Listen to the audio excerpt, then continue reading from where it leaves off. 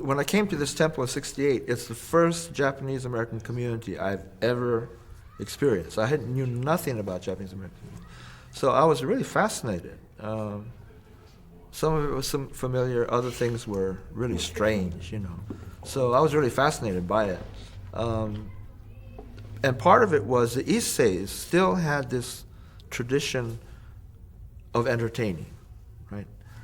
So you could ask any Issei to sing a song or do something, and they would say, no, no, no, I can't, and then whip out the lyrics, you know, on a card, right? So each person had this, and it's a real tradition for that generation. It ends suddenly with the Niseis. They don't want to have anything to do with it, right? And so they grew up without doing this. And so they grew up being embarrassed by this. So when it came time for after major services to have an entertainment of some kind, they told their kids, get something together, right?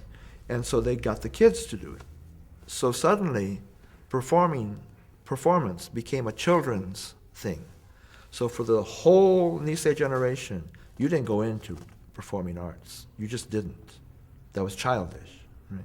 Whereas for the Issei, if you weren't performing something, you weren't civilized. If you couldn't recite a poem, you couldn't do something, or put hashi in your nose and dance, you know, you weren't cultured, you know.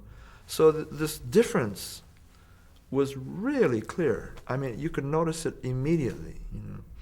And so when the kids, there was a big heyday of little kids doing performances after Hanamatsuri and Bodhi Day and that kind of thing, until Nobuko came along. And suddenly, a whole generation of sanseis were interested in it.